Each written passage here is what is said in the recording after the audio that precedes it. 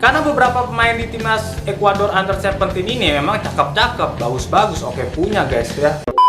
Dan mencetak 5 gol guys, dari 10 pertandingan mencetak 5 gol, buset deh setengahnya ya. Mempunyai postur 184 cm guys. Dan si Allen ini mantan akademi dari klub Barcelona Junior guys.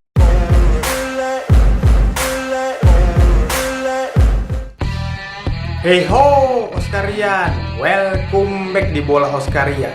Di konten kali ini kita akan membahas pertandingan yang akan segera dimulai, yaitu Timnas Indonesia Under-17 melawan Timnas Ekuador Under-17 di Piala Dunia Under-17 yang dikit lagi akan segera diselenggarakan ya, akan dibuka ya melalui opening ceremony, yaitu pada tanggal 10 November besok nih ya. Ini pas banget nih ya, pas banget sama Hari Pahlawan ya, di 10 November nih. Semoga dengan pasnya di Hari Pahlawan ini membuat timnas kita, baik itu pemain ataupun pelatih dan staf lainnya, itu semakin memiliki semangat juang yang sangat tinggi guys ya. Apalagi lawan perdananya itu lawan terkuat di grup ini ya, yaitu timnas Ekuador ya. Ini gambarnya nih. Kita akan bahas seberapa kuat timnas Ekuador ini ya, khususnya di timnas Ekuador Under-17 ini ya, Under-17 ya. Oke, kita akan bahas sambil ngerokok dulu ya, biar santuy ya. Channel bola inilah, nggak apa-apa ya.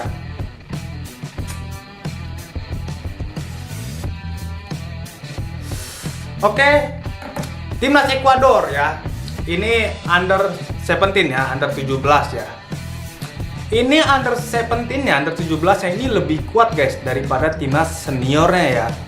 Walaupun timnas Ekuador ini ranking FIFA-nya itu di ranking 40 ya, tapi ini Under-17 ini udah berasa kayak 10 besar ranking FIFA nih ya, karena berbeda seniornya sama Under-17-nya ya. Karena banyak banget ya, banyak juga tim-tim yang lainnya yang dimana seniornya itu bagus tapi juniornya itu jelek. Begitu juga sebalik ya, ada seniornya jelek tapi juniornya itu Under-20 ataupun Under-17-nya itu bagus guys. Nah ini salah satu Ekuador ini yang Under-17 nya bagus nih, walaupun timnas seniornya nggak jelek-jelek amat ya, tapi Under-17 nya lebih kuat daripada timnas seniornya ya.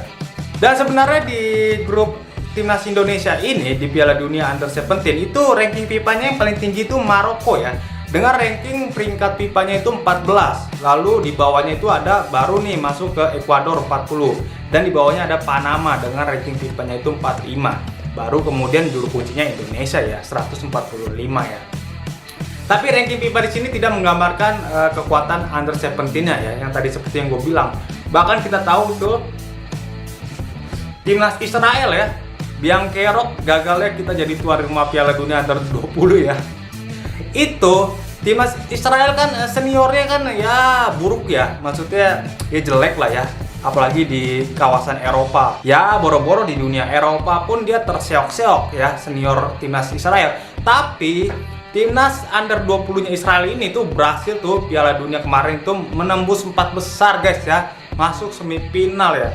Dan ketika dia menembus 4 besar, dia langsung mendapatkan peringkat ketiga ya, jadi juara 3 di Piala Dunia Under-20 kemarin tuh, yang menjadi konflik ya. Akhirnya ya kita gagal tuh ya menjadi tuan rumah Piala Under-20, padahal sayang banget ya, mendingan Under-20 sih ya. Nah ini Ekuador sama nih kasusnya kayak Israel ini, seniornya bagus tapi junior itu lebih bagus banget guys ya. Karena timnas Under-17 Ekuador ini itu runner up Copa America tahun ini guys, 2023 ya. Copa America 2023 itu runner up tuh, peringkat kedua tuh. Setelah mereka itu gagal di final ya, peringkat pertamanya itu Brazil ya. Dan di Copa America, timnas Ekuador Under-17 ini itu sangat jago banget, gacor banget guys ya. Bahkan mengalahkan Argentina ya 1-0. Dan sangat merepotkan Brazil juga tuh. Brazil imbang juga tuh melawan Brazil ya 2-2. Jadi sangat kuat banget nih Ekuador Under-17 ini ya. Dan pelatih mereka itu bernama Diego Martinez ya. Yang tadinya kita tahu ya bahwa pelatih Diego Martinez ini tuh sempat tuh meragukan kualitas penyelenggara kita ya sebagai tuan rumah ya. Dia komen tuh ya, katanya stadionnya itu yang dimana timnas Ekuador itu berlaga itu katanya buruk ya, karena dia melihat kabar-kabarnya itu katanya stadionnya itu, bahwa stadion GLBT ini Gelora Bung Tomo itu dikelilingin oleh sawah-sawah. Emang faktanya seperti itu, karena kita tahu ini bukan Jakarta ya, Surabaya, walaupun Surabaya juga termasuk kota besar, tapi untuk stadion GLBT itu emang sekelilingnya itu persawahan. Tapi ketika Diego Martinez ini dan rombongan nyampe dan latihan perdana di sana, itu pelatih Diego ini langsung menarik ucapannya, dia langsung terkesima guys ya. Karena kita tahu ya, Ekuador juga ya bukan negara maju ya, mereka juga di negaranya mungkin stadionnya nggak terlalu gede-gede. Dan ketika melihat GLBT ini, pelatih tersebut menarik ucapannya, ini stadion bagus banget ya. Emang GLBT ini Gelora Bung Tomo emang bagus sih, cakep ya. Dan sempat juga dipakai tuh buat timnas senior kemarin ya di FIFA Matchday melawan Palestina. Emang bagus nih stadion GLBT, cuman ya lingkungannya aja persawahan, tapi lah nggak apa-apa lah, jadi sekalian liburan juga gitu kan, apalagi orang-orang Eropa, orang-orang Amerika jarang lihat sawah mungkin ya. Dan timnas Ekuador Under 17 ini, Under 17 itu udah rutin banget guys ya mengikuti Piala Dunia ya, ajang Piala Dunia Under 17 ini ya. Dia ini udah 6 kali ya rutin, 6 kali berturut-turut mengikuti Piala Dunia Under 17 ya. Dan diantaranya sebanyak 2 kali itu udah masuk ke perempat final guys ya. Buset dah, saking kuatnya nih Under 17 Ekuador ini nih.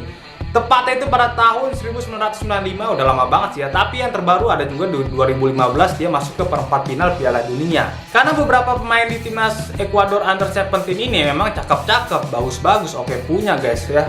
Tapi untungnya nih, pas di Piala Dunia Under 17 kali ini di Indonesia, mereka ini tidak membawa pemain kuncinya waktu di Copa America kemarin tahun 2023 ya. Yaitu pemain kuncinya itu ada namanya Kendry Páez. Ini pemain kunci nih waktu di Copa America kemarin ya. Bahkan pemain ini sudah dikontrak sama Chelsea untuk di akademinya untuk berlaga di juniornya pada tahun 2025 mendatang guys, sama Chelsea nih, saking bagusnya nih, gacor ya. Tapi untungnya dia dikabarkan tidak ikut ya di ajang Piala Dunia Under 17 Indonesia ini ya. Kabarnya sangat baik sih buat Indonesia ya. Tapi walaupun pemain kunci yang satu ini absen gitu kan di Piala Dunia Under 17 kali ini, ada juga nih beberapa pemain kunci yang lain yang gacor-gacor juga. Ini diantaranya pelatih Diego Martinez ini mempunyai Mikael Bermudez. Ini striker, posisinya nih parah nih, strikernya berbahaya banget. Dia ini udah bermain untuk timnas Ekuador Under 17 sebanyak 11 caps, itu mencetak 5 gol dan 4 gol diantaranya itu tercipta di Copa America kemarin di tahun 2023 ya, itu 4 gol tercipta di sana. Emang lagi gacor-gacornya nih. Ini pemain kesayangannya banget nih ya, striker kesayangan pelatih Diego Martinez nih ya. Mikael Bermudez ini bermain di klub raksasa Liga Ekuador di sana guys, bernama LDU Quito ya. Ini klub raksasa di Liga Ekuador di sana. Mungkin kalau di Indonesia mungkin klub raksasanya mungkin Persib ya atau Persija gitu kan. Untuk di Ekuador ini LDU Quito ya. Ini pemainnya ini Mikael Bermudez di sana tuh bermain di klub raksasa di sana ya. Dan yang berikutnya yang kedua ada pemain kunci juga, pemain berbahaya bernama Alen Obando nih. Nah, ini juga posisinya di depan, ini bahkan juga lebih berbahaya nih dari si Mikael yang tadi, karena ini postur tubuhnya sangat tinggi banget guys ya.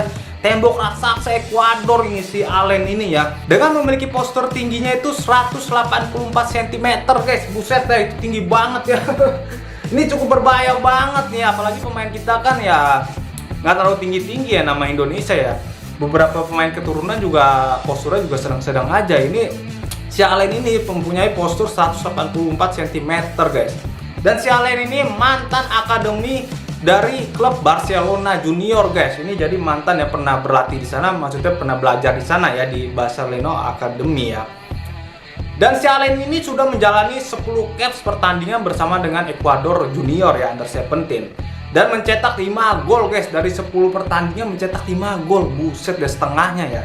Dan dia ini mencetak 1 assist juga ya, menciptakan 1 assist ya. Jadi cukup berbahaya juga nih pemain nih. Dua penyerang tadi ini berbahaya banget nih buat timnas Indonesia kita ya. Dan pemain kunci yang terakhir ini berada di posisi belakang ya, di lini pertahanan ya. Ini kesayangan juga dari pelatih Diego Martinez, pelatih Ekuador Under 17 ini. Ini bernama Elik Ruiz ya, posisinya back ya di lini pertahanan. Dengan 12 caps pertandingan itu menciptakan 1 assist. Oke, punya lah pemain belakang tapi ikut serta menciptakan assist ya. Ini oke punya nih. Andalan juga nih di Copa America kemarin 2023 kemarin sama pelatihnya si Diego Martinez ini. Karena selain dia bisa di lini pertahanan ya, dia ini juga bisa membantu penyerangan itu, build up penyerangan lewat sayap guys ya. Makanya dia berhasil menciptakan 1 assist karena juga dia ini sering membantu menyerang ya, walaupun posisinya bertahan, tapi dia ini sering membantu menyerang. Sama kayak Asnawi ya di timnas Indonesia senior kita. Dia ini kan Asnawi ini kan posisinya bertahan dan sangat bagus juga di back ya. Lawan Argentina juga Garnacho tuh habis mati kutu ya, nggak bisa lewatin Asnawi, di tackling mulu. Tapi beberapa sering juga Asnawi itu melakukan membantu penyerangan juga, bikin penyerangan ya lewat sayap mungkin atau lewat tengah, karena bisa nerobos juga Asnawi ya, membantu timnas Indonesia. Selain bertahan, dia juga membantu proses penyerangannya. Kalian tahu lah Asnawi mainnya gimana ya, belakangnya bagus, membantu build up penyerangnya juga bagus ya. Ini sama nih tipikal permainan sama si Eric Ruiz ini, pemain back timnas Ekuador Under 17 ya. Ya mungkin cukup sekian guys kali ini guys ya, profil dari timnas Ekuador Under 17 yang menjadi lawan terkuat di grup timnas Indonesia kita guys di Piala Dunia Under 17. Tapi kabarnya tiket sudah sold out semua guys ya. Erick Thohir mengabarkan, Pak Erick katanya tiket sudah terjual ludes ya. Berarti penonton rame guys. Kita nggak usah takut lah lawan Ekuador ya. Mau dia lawan Argentina menang kayak, mau merepotkan timnas Brazil juga kayak, bodo amat. Yang penting kita stadion udah penuh ya. Kita dukung aja rame-ramein ya. Ya, karena pelatih Diego Martinez ini juga bilang katanya dia takjub banget ya, baru pertama nih melihat stadion katanya semegah ini ya. Apalagi nanti kalau diisi ribuan ratusan ribu supporter ya, di nggak ratusan ribu ya, tapi ya ribuan penonton ya, karena kapasitasnya nggak sampai ratusan ribu GLBT. Apalagi kalau diisi sama puluhan ribu penonton di GLBT, makin gugup parah juga kali pemainnya. Bermain di stadion megah, ditonton banyak ya, makin gugup, kita semakin berpeluang juga. Kita doakan saja yang terbaik buat timnas Under 17 kita guys ya. Oke guys, cukup sekian guys. Sampai jumpa di video berikutnya.